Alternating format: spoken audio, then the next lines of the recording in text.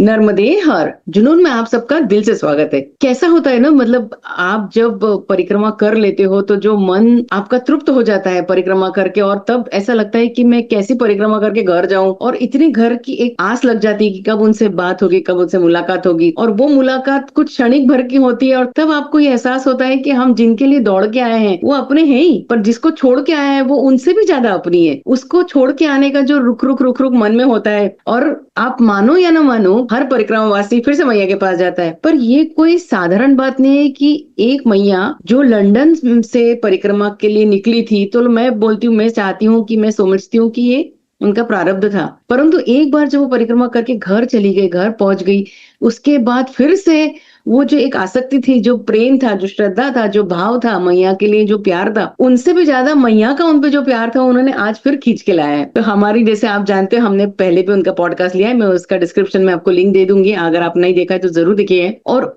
आज वो इतने 1 महीना 1.5 महीना भी मेरे ख्याल से हुआ नहीं होगा कि वो वापस से इंडिया आई है। और भले ही मैं कहती हूँ किसी भी कारण से आई हो, कैसे बुलाए, पर फिर से वो अधिक महीने में, इतने शुभ दिन में, इतनी अच्छी जगह वो फिर से मैया को मिलने गई। और बस मैंने फिर सोचा कि जरूर, जिनकी भक्ति इतनी, हमें और क्या चाहिए। माँ की श्रद्धा, भक्ति, उस पर आस्था, और जब ऐसे मिल जाए तो मैं क्या कहूँ उनसे।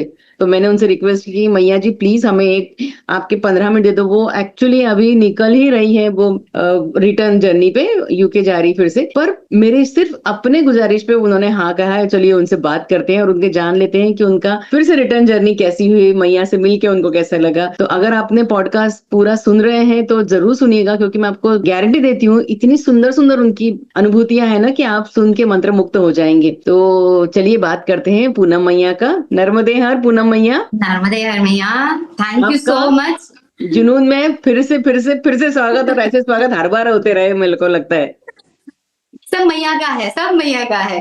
सो मैया की वजह से यहाँ आई हूँ, मैया की वजह से आपके साथ जुड़ी हूँ। सही।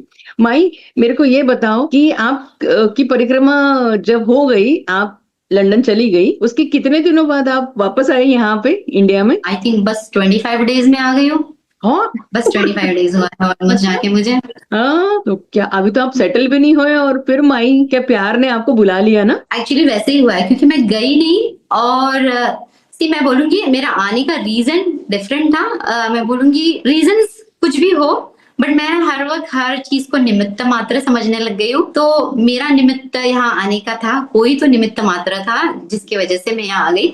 सिचुएशंस तो अच्छी नहीं है अकॉर्डिंग टू किसी के हेल्थ की वजह से, बट मुझे यहाँ आना हुआ। लेकिन इस पीरियड में मैया ने मुझे बोला था, आभा मैया ने, कि पुरुषोत्तम मास बहुत अच्छा रहता है, स्पेशली ऐसे स्पिरिचुअल डिवाइन प्लेसेस पे जाना। तो घर में जो कुछ सिचुएशन चल रही थी वो तो थी ही, बट समवेयर मुझे बहुत एक एक आई वाज जस्ट फीलिंग कि I need to go that. मुझे कैसे भी करके जाना था, ये मेरे दिमाग में वैसे भी चल रहा था। और मैंने दिमाग में वो भी पकड़ा था कि मैया की मर्जी होगी तो मुझे बुला लेगी। बुला तो लिया मैया ने, सिचुएशंस नॉट राइट। मैया को बोला, मैया नेक्स्ट टाइम बुलाना है तो अच्छा कुछ तो कर, मुझे इतना बड़ा सिचुएशंस घर पे क्रिएट मत कर, I am willing to come. अब मैया ने जैसे स्टार्ट किया ना कि घर वालों के साथ 2 दिन जाके, ये मैया ने इतना मस्त बोला, because this is exactly what happens. क्योंकि मेरी बेटी अभी मुझे बोल रही है कि मम्मा तू मुझे मिली ही नहीं है ज्यादा। 3-4 महीना परिक्रमा चले गए, उसके पहले 1 महीने यहाँ थी, यहाँ से टिकट जा मिल नहीं रही थी बिकॉज ये वॉर का चल रहा था। तो मेरा हार्डली हुआ है उसके साथ। एंड अभी मैं फिर जा रही थी, मैंने उसको वही एग्जैक्टली मैया के वर्ड्स बोले, त्रिशा तू 2 दिन मेरे साथ रहेगी, तीसरे दिन तू उब जाएगी। तो नो नो, मैंने बोला नहीं, यही ऐसे ही रहता है, बिकॉज ये जो है ना फीलिंग ऑफ अटैचमेंट बस 2 दिन की है, उसके बाद तू तेरे रास्ते में मेरे रास्ते। बट परिक्रमा में आने के बाद I was just feeling like है ना एक एम्प्टी स्पेस, कुछ तो गड़बड़ हो गया है, मुझे कुछ तो रह गया है बाकी। तो इस बार मैं जब गई परिक्रमा पे, बहुत डिफरेंट था मेरा फर्स्ट टाइम परिक्रमा करना, डर डर के going to an unknown location, London से आना। एंड दिस टाइम मैं कर सकती थी, एक 2 वे टिकट कर सकती थी, सब कुछ कर सकती थी, बट समवॉट था ना कि मुझे वैसे नहीं करना था, मुझे बस जाना था। 1 वे टिकट लेके मैं गई थी, वहां सब मैंने ऊपर छोड़ दिया था, जैसे मेरा होगा वैसे करूंगी। But you don't believe it कि मेरे साथ इतनी मजेदार सी चीजें यहाँ भी हुई।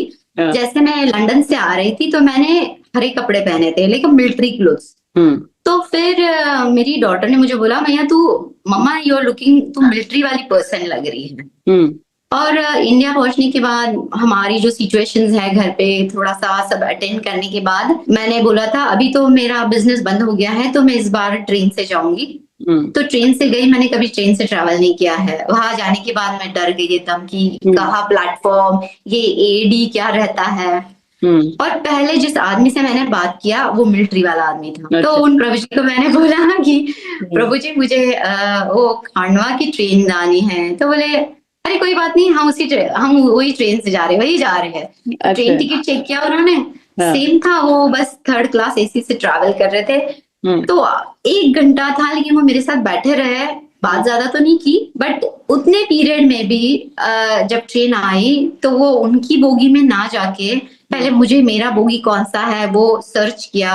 बोगी नहीं मेरा, मैं कहाँ बैठी हूँ वहां जाके मुझे सेट करवाया, मेरा कहाँ बैठी हूँ मैं मुझे दिखाया, एंड देन ही वेंट। सो सी, यहाँ भी मैया ने मेरा इतना ये किया है कि मुझे अकेला नहीं छोड़ा। शी नोज कि मुझे कौन सी चीजों का डर लगता है।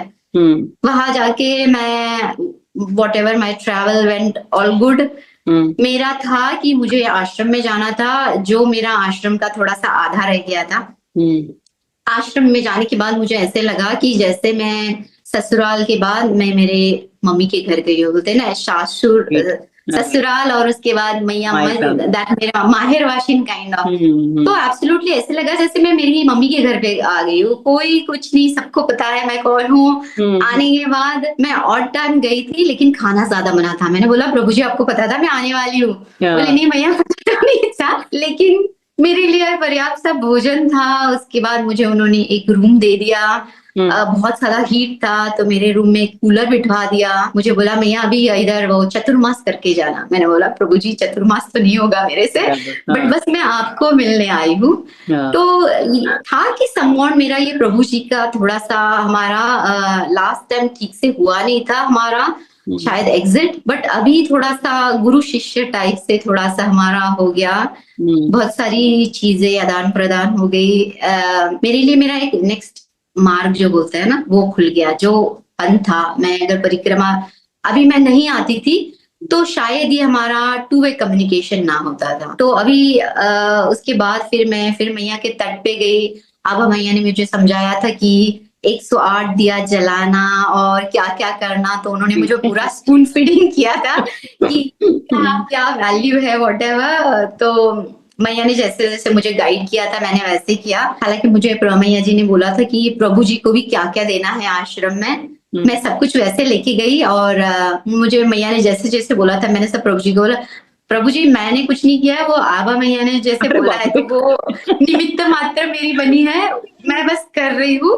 और बहुत सारी चीजें रॉन्ग करी क्योंकि मुझे पता नहीं है, बट मैं कर रही हूँ। So please accept it whole heartedly. तो मुझे पता है प्रभु जी वैसे कपड़े नहीं पहनते हैं, वो पैसे नहीं लेते हैं, कुछ नहीं करते हैं, बट उन्होंने बस मेरे खातिर सब कुछ ले लिया। मैया ने जैसे दिए जलाने के लिए बोला था मैंने वो कर लिया। मेरा बहुत अच्छा दर्शन हो गया। मैया जी में डुबकी हो गई जो मेरी एक्चुअली रह गई थी करनी, क्योंकि परिक्रमा में तो बाहर बैठ के किया है हर वक्त, कभी भी मैया में जाके आज सच नहीं किया है। तो इस बार मस्त उधर जाके मैया में डुबकी करना 2-3 बार और छोटी परिक्रमा करना।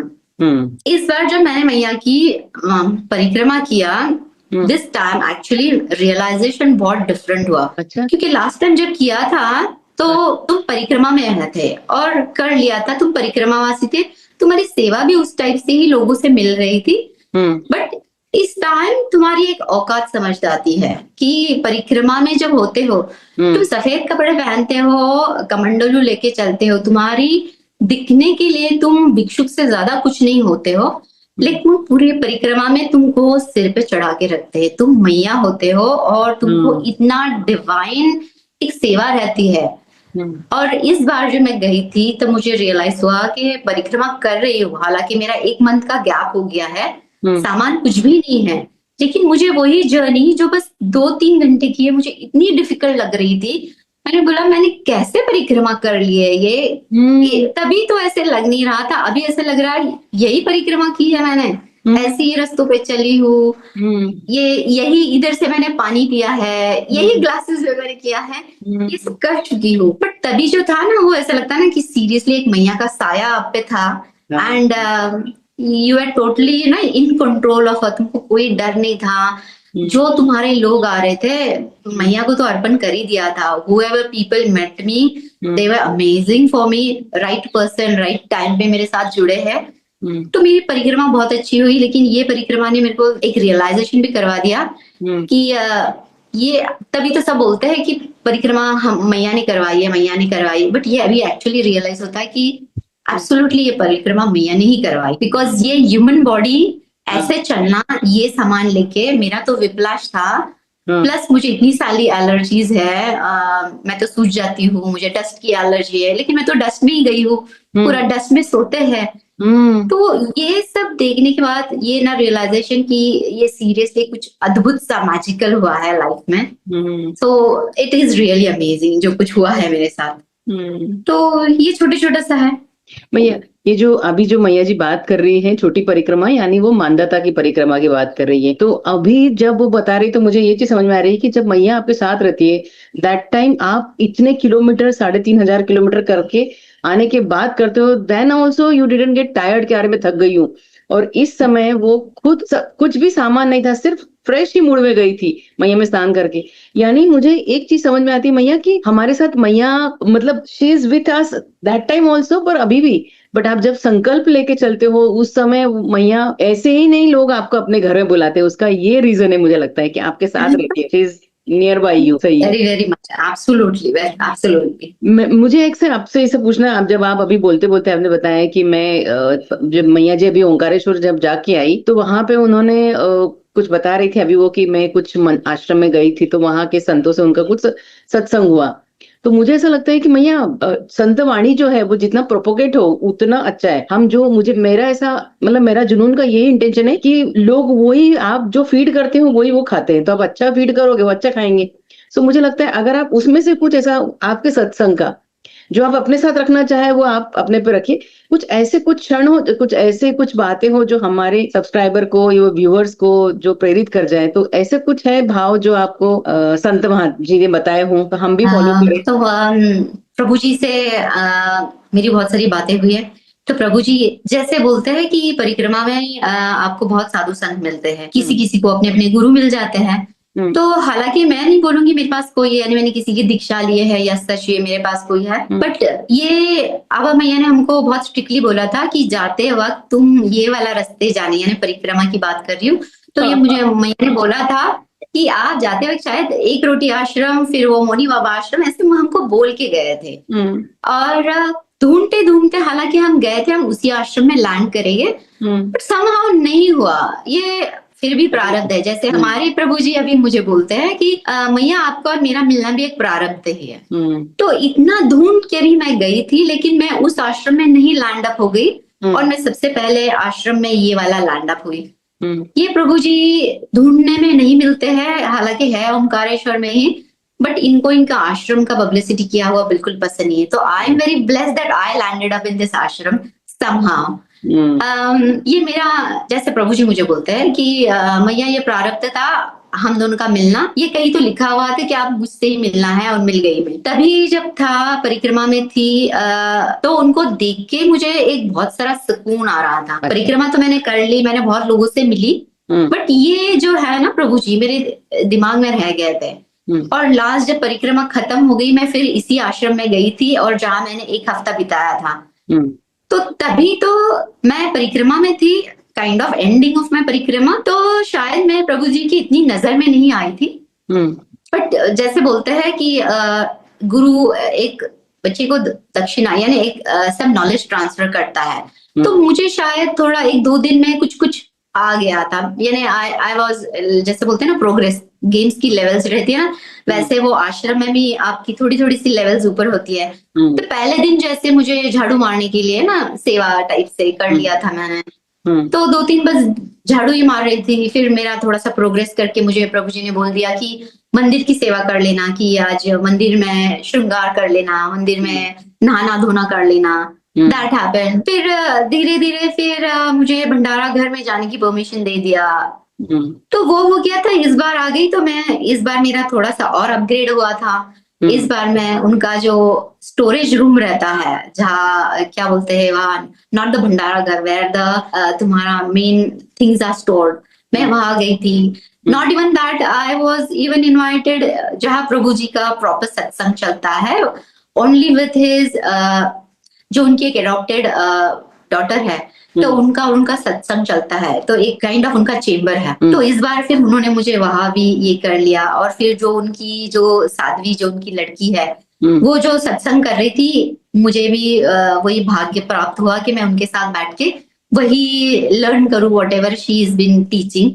तो प्रभु जी ट्राई कर रहे थे कि मुझे, मेरे लिए इजी थोड़ा सा कर ले, संस्कृत कभी पढ़ा नहीं है, बट वो था। फिर मुझे उन्होंने बहुत सारे रूल्स समझाए, मुझे प्रभु जी ने बोला भी आप यहाँ रह जाते हो तो मैं आपको बहुत सारा ज्ञान ट्रांसफर, या नॉट ज्ञान आई वुड से, मैं उसके जो रूल्स रहते हैं, I start transferring you rules. तो मैंने बोला प्रभु जी मैं रह तो नहीं सकती हूँ, लेकिन उतने दिनों में मुझे प्रभु जी ने इतनी सारी चीजें बताई, जैसे छोटी छोटी चीजें रहती है, जैसे आश्रम में जाने के बाद बहुत सारे साधु लोग खाने के लिए आते हैं, तो कुछ रूल्स रहते हैं जो ये लोग फॉलो करते हैं। तो प्रभु जी ने मुझे बोला 10-11 बजे भी खाना हो जाता है, जैसे अभी परिक्रमा तो चल नहीं रही है, 10-11 बजे सबकी भोजन प्रसादी हो जाती है।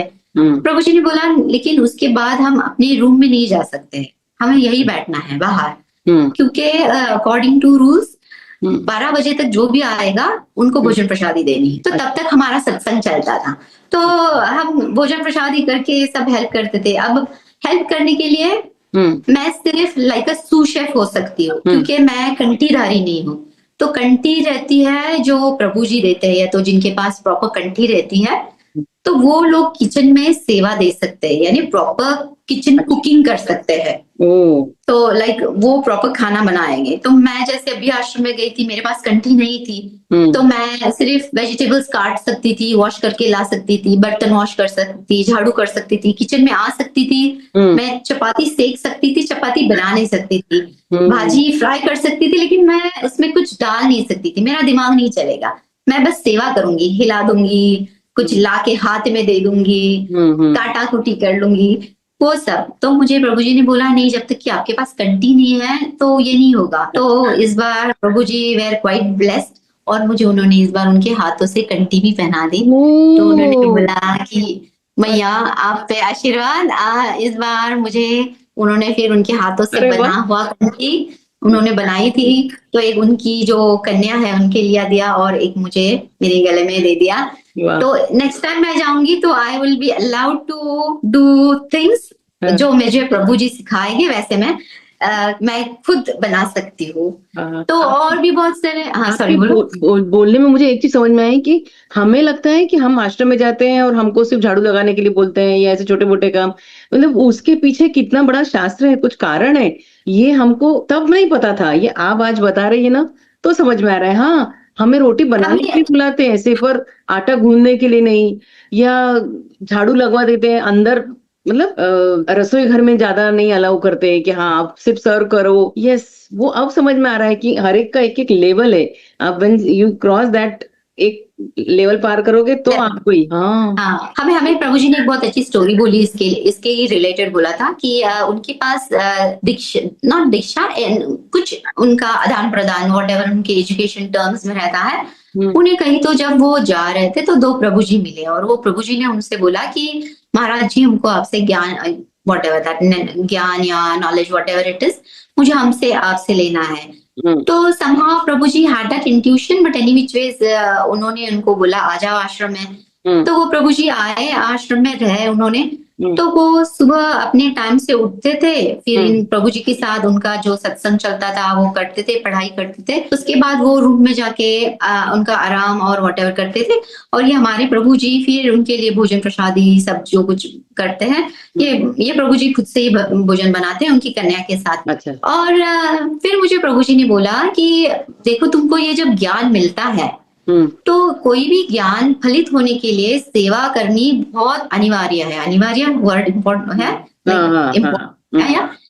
तो it's very very important that you do some kind of seva. नहीं तो तुम जो कुछ लेते हो इट इज दैट्स वेस्ट। तुम अगर कोई सी मटेरियल चीजों में, जैसे आप रेकी करते हो तो रेकी में रहता है कि आदान प्रदान होना काफी इंपॉर्टेंट है, उसके लिए नाम वो मटेरियल रहता है, बट हर एक चीज में आदान प्रदान होना काफी इंपॉर्टेंट है। तो तुम अगर कोई टाइप से तुम ज्ञान ले रहे हो डाउनलोड, तो तुम it's not that you only give money, ये प्रभु जी तो पैसे भी नहीं लेते हैं, अच्छा, बट तुम्हें कुछ सेवा करो, लेकिन वो खुद से करो। तो प्रभु जी ने कभी उनसे बोला नहीं कि कोई सेवा करो, बट यही जो है, अगर तुम उसको कुछ नहीं देते हो तो ये खुद से ही फलित नहीं होती है। ओके, तो अगर हम यूजुअली हम बोलते हैं ना कि अपने को चने चढ़ाने पड़ते हैं, जाके क्यों चढ़ाने पड़ते हैं, सिंपल टर्म इज दिस, हम आश्रम में जाके खाना खाते हैं, हम सेवा नहीं करते, हम चल के आए, थक गए, we eat and we go, we didn't do any seva. So है वही आदान प्रदान करना। तो फिर प्रभु जी ने यही बोला कि इट्स वेरी इंपॉर्टेंट, कहीं भी जाओ तो करो। मैंने बोला प्रभु जी अभी तो मेरी परिक्रमा के लिए लेट हो गया है, बट इस बार मैं जितनी दिन रुकी थी, तो अभी मैंने मेरी टाइम से किया कि जो कुछ मेरे हिसाब से मैं कर पाऊँ, या तो मुझे जहां तक परमिशन मिल पाए, या तो प्रभु जी ने मुझे दे दिया, तो he gave me permission this time to do whatever, and I full heartedly did. मुझे प्रभु जी ने इस बार एक्चुअली में बोला कि मैया अगर आप कन्या भोजन के लिए रुक जाते थे तो आपके हाथ से मिठाई करा दे ले ना, मिठाई अलग है ना नेक्स्ट स्टेज, क्योंकि मिठाई प्रभु जी ही बनाते हैं और कोई मिठाई नहीं बनाता है। तो भोजन प्रसादी रसोई घर में जो कुछ रहता है ना, जैसे काम बटा हुआ रहता है कुछ कुछ, तो जो स्वीट डिश का डिपार्टमेंट रहता है ये प्रभु जी के पास रहता है। हाँ, तो इस बार मुझे प्रभु जी बोल रहे थे भैया अगर आप रुक जाते थे तो इस बार मिठाई आपके हाथ से बना के लेते। चलो कोई बात नहीं, अभी थोड़ा थोड़ा रहा है, तभी तो आप आओगे ना, वो लेने के लिए फिर से आओगे, मैया फिर से बुलाएगी, तो कुछ रखना चाहिए, तभी तो अपन उस बहाने आते हैं ना, वापस से फिर आएंगे। अभी जैसे आप बता रही थी मैया, तो मुझे एक बताइए बात कि जब ऐसे अभी जब हम खाना परोसते हैं तो प्रभु जी क्या बता रहे थे कि उसके भी कोई रूल्स होते हैं ऐसे कुछ सर्व करने के? देखो हमारे जैसे प्रभु जी है ना, एक तो है आश्रम में रहता है कि जो पर्सन एक तो सर्व कर रहा है वो सबसे लास्ट बैठता है, ये तो अपने साथ भी परिक्रमा में होता था, one who कुक्स serves and last. तो ऐसे वो रूल है, जैसे मुझे प्रभु जी समझा रहे थे कि तुम अगर आश्रम में बैठे हो, तुमको अगर साध्वी भी बनना है, अगर तुम पुजारी इनके साथ ही है, तो पुजारी लोग कैसे समझ जाते हैं कि सामने वाला जो है वो जेन्युइन पुजारी यानी एक जेन्युइन संत है। तो बहुत सारी चीजें रहती है, लेकिन मुझे एक बेसिक सी चीज प्रभु जी ने समझाई कि जैसे हम खाने के वक्त अपने को आदत है हम ग्लासेस लेफ्ट साइड पे लगते हैं, हम राइट हाथ से खाना खाते हैं और पानी चाहिए तो हम लेफ्ट हैंड से पानी पीते हैं, या तो कड़ी भी दे दो, कड़ी भी वॉट एवर इज देयर हम लेफ्ट हैंड से खा लेंगे। तो मैं हर वक्त ग्लास जाके सबके लेफ्ट में रख जाती थी और प्रभु जी उठा के हर वक्त राइट में रख देते थे, मुझे समझता नहीं था। तो मैंने लास्ट दिन मैंने प्रभु जी को पूछा, प्रभु जी मैं हर वक्त लेफ्ट में ग्लास रखती हूँ, आप उठा के राइट में रखते हो। और अपने मॉडर्न कल्चर में हम बोलते हैं कि हम खाते, जैसे हम अनाज भी खा रहे हैं, हाथ गीला हो गया कड़ी चावल से, और हम उसी ग्लास से नहीं, हम लेफ्ट से उठाएंगे ना ग्लास, क्योंकि ग्लास खराब हो जाता अपना। तो मैं प्रभु जी को देख रही थी कि प्रभु जी तो राइट हैंड से उठा रहे हैं। तो मैंने प्रभु जी को बोला, प्रभु जी ये कैसे है कि आप खा भी उसी हाथ से रहे हो और आप ग्लास, ये तो कड़ी का ग्लास जो दिया है वो राइट हैंड से उठाते हो। तो ये बहुत बेसिक रूल है, सबसे इम्पोर्टेंट रूल है कि जो कुछ रहता है ग्लास मग्स वॉट एवर, ये राइट हैंड से उठाते हैं, लेफ्ट हैंड आपका हर वक्त फ्री रहता है। तो मैंने बोला क्यों, ये तो रॉन्ग नहीं हुआ? बोले नहीं, ये आश्रम का सबसे बेसिक है, क्योंकि लेफ्ट हैंड फ्री होना चाहिए, क्योंकि कभी कभी होता है कि अगर प्रभु जी भी उनके साथ खाना खाने बैठ गए, ठीक है, और किसी को रोटी लग गई, तो रोटी के लिए फिर उनको अगर वो लेफ्ट हैंड से पानी पीते हैं, दैट मीन्स उन्होंने उनका लेफ्ट हैंड भी झूठा कर दिया। तो लेफ्ट हैंड, हाँ, बिना टच किए भी लेफ्ट हैंड झूठा हो जाता है। तो they don't use this left hand except for serving. तो अगर इन केस वो बैठ के किसी ने रोटी मांग ली तो लेफ्ट हैंड से रोटी दे देंगे, अगर किसी ने मांगा कि प्रभु जी सब्जी दे तो लेफ्ट हैंड से सब्जी परोस देंगे। तो ये लेफ्ट हैंड उनका फ्री रहता है, इसलिए लेफ्ट हैंड से वो कुछ नहीं करते, इसलिए यूजुअली राइट हैंड से ही सब कुछ होता है। बाप रे, ये एक था जो मेरे को एब्सोल्युटली पता नहीं था, मैं लॉजिकली लेती थी, जो मुझे गंदा लगता था कि राइट हैंड से ही खाओ और राइट हैंड से। तो ये इम्पोर्टेंट चीज समझाई। नेक्स्ट हमको सिखाया कि हम किचन में काम कर रहे थे और उनकी बेटी भी थी, यानी उनकी अडॉप्टेड चाइल्ड। तो हम बातें करते काम करते थे, तो प्रभु जी हमको डांट देते थे, बोलते थे काम करते हैं बातें ना करो। तो हम थोड़ा सा अपसेट हो जाते थे, क्या क्या बात ना करो, दूर दूर तो बैठा है, ऐसे भी नहीं पास बैठ रहे। तो बोले नहीं, बेसिक सिंपल सा टर्म है, आपको समझता नहीं है, लेकिन बात करते वक्त थूक उड़ती है मुंह से। तो that spit, even if it might भी नहीं भी पड़ती है, लेकिन there are some things from your mouth that comes out, है ना, तो वो जाके खाने पे डिपॉजिट हो जाती है, और तुम ये खाना किसी को खिला रहे हो तो मुंह बंद रखो, खाने की वक्त बात ना करो, चुपचाप से खाना बनाओ।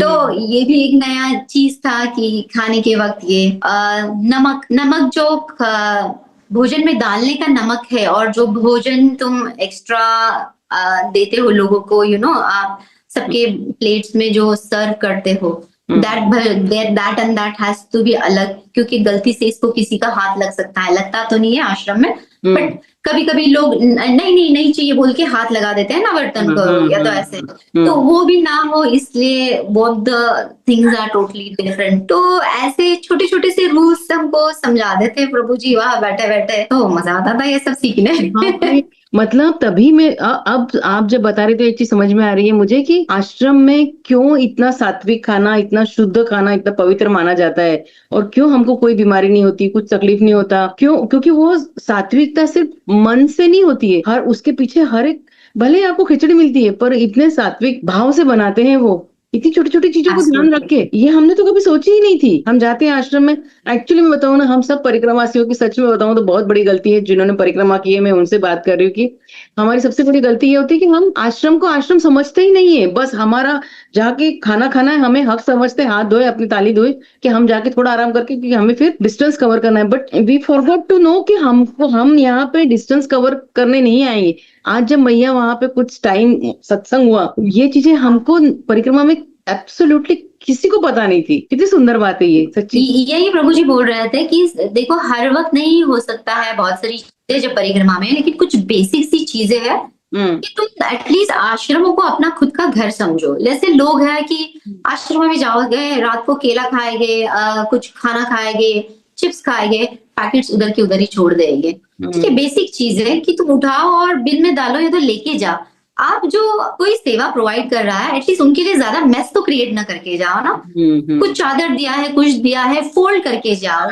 नेक्स्ट आने वाले लोगों के लिए फिर उनको आश्रम क्लीन करना पड़ता है, तो अपने हाथ से ज्यादा सेवा ना हुई तो एटलीस्ट खुद ने जैसे आश्रम मिला है अच्छा, बस उसी तरह रखे जाओ, तो नेक्स्ट आने वाले के लिए, इन लोगों के लिए ज्यादा कष्ट ना पड़े ना। तो that also we can do it easily. मैया एक लालच में एक प्रश्न पूछती हूँ, जब आप संत से इतनी बात कर रहे थे, इतना सब वो आपको और भी बहुत बातें हुई होगी आपकी, आपने कुछ ही बताई क्योंकि समय की मर्यादा है, तो आपको ऐसा मन में नहीं आया कि मैं इन्हीं को बोलूं कि आप मेरे गुरु बन जाओ, मेरे गुरु हो जाओ, आप मुझे गुरु दक्षिणा मतलब मेरे से ले लो, आप ऐसा नहीं आपको लगा कि आप मुझे बहुत, मतलब एक होता है ना, आपने ऐसा? अरे भैया ऐसे ही हुआ। एक्चुअली क्या होता है, लास्ट टाइम की परिक्रमा में इन प्रभु जी के साथ बैठे थे हम, और इन्होंने कुछ हवन किया हमारे साथ बैठ के, और सब हवन करने के बाद एक जगह पे आके उन्होंने मुझे बोला आपका गुरु मंत्र क्या है। तो मैंने बोला मुझे कोई गुरु ही नहीं है, तो मेरे पास गुरु मंत्र ऐसा गुरु ने नहीं दिया हुआ है,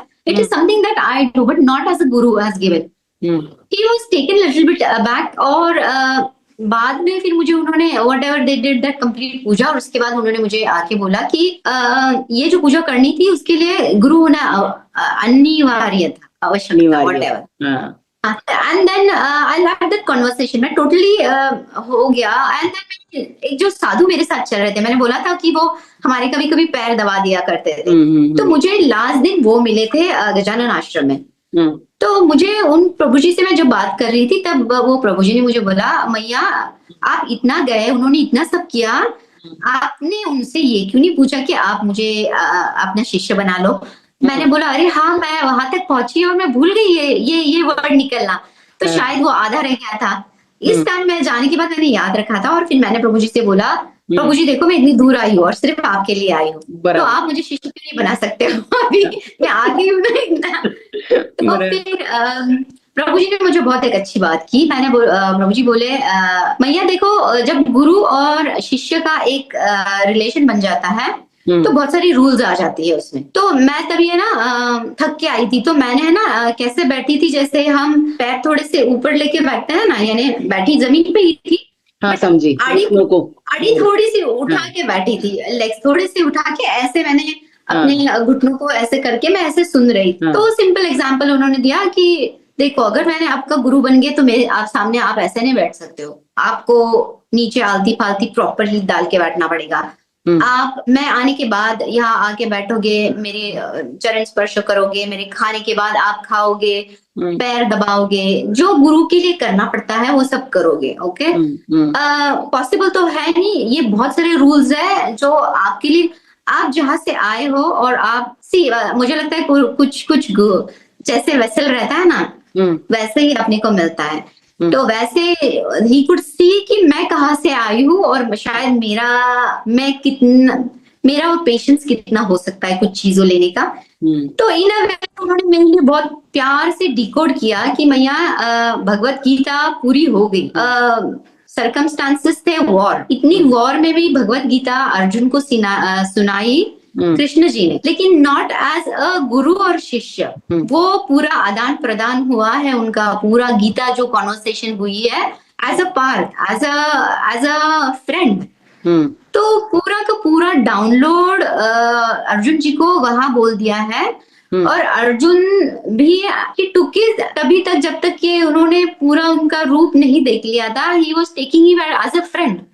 और जब फ्रेंड के जैसे उस बहुत सारा डाउनलोड मिला और जब उन्होंने विश्व रूप देखा तब उनको उनकी प्रचिति आ गई कि ये तो भगवान के साथ ही। तो वो वही बोल रहे हैं कि रिलेशन ऐसे रखो कि आप मेरे को कुछ भी क्वेश्चन कर सको और मैं उसका आंसर आपको दे सकूं।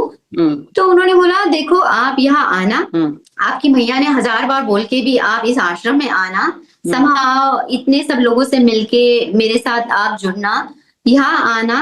और अभी उसके बाद में हमारा फोन पे बात रहती है, तो हमारा फोन पे सत्संग चलता है, तो वो बात करना। तो वो प्रभु जी बोल रहे हैं, तो ये प्रारब्ध है, आपका और हमारा जुड़ना भी प्रारब्ध है। मैं आपको जो बातें बोल रहा हूँ ये सब प्रारब्ध ही है, यानी प्रारब्ध से जुड़ी है, और मैं वही काम कर रहा हूँ जो गुरु ने देना चाहिए। तो आप बस उसको नाम दे रहे हो कि मुझे एक आपका शिष्य बना लो, तो नॉलेज तो वैसे ही ट्रांसफर हो रहा है, बस मैं उसको नाम नहीं दे रहा हूँ कि हम गुरु शिष्य है। तो मुझे वो चीज बहुत अच्छी लगी कि यस एब्सोल्युटली, क्योंकि I can actually talk with him, not कि गुरु है तो मैंने इनको बस सिर्फ रिस्पेक्ट ही देना चाहिए। और मैं अभी उनके साथ कोई भी बात कर सकती हूँ, जैसे मैंने उनके साथ बहुत कैजुअली में मेरी बेटी की बात करती हूँ, उनको बोल दिया कि प्रभु जी मैं नहीं तो मेरी बेटी को शिष्य बना लो। बोले अरे कोई बात नहीं है, नेक्स्ट टाइम उससे भी फेस टाइम करवा ले, मैं उसके साथ भी बात कर लूँ। तो मेरी बेटी को चिपका दिया। अच्छा, नहीं मतलब देखो ना, अगर इसके मतलब वो इतने महान संत हैं और इतने डाउन टू अर्थ है, इतने जेन्युइन है, प्योर है, एक आधा दूसरा कोई होता है इनकी जगह पे तो आपको मतलब आराम से क्या लगता है उनके हिसाब से। पर ना उनको आपसे कोई पैसे चाहिए, ना उनसे कोई कपड़े लत्ते चाहिए, ना वो अपना मतलब खुद स्वयं अपना वक्त भी आपको दे रहे हैं और आपसे बात कर रहे हैं। एक चीज मेरे को समझ में है, उनका कहना यही है कि तुमको जो ज्ञान चाहिए मेरे से ले लो, सिर्फ एब्सोल्युटली भैया, एग्जैक्टली आपने जो वर्ड्स बोला, प्रभु जी ने एग्जैक्टली मुझे यही बोला कि मेरे पास देने के लिए बहुत है, लेने के लिए लोग बहुत कम हैं, तो अगर मैं आपको दे सकता हूँ तो मैं जरूर दूंगा। बस उसके लिए कि आपको मेरा डिसाइपल ही होने की जरूरत नहीं है। उन्होंने बोला जिस लेवल के आपके प्रश्न रहेंगे मेरे उत्तर उसी लेवल के रहेंगे।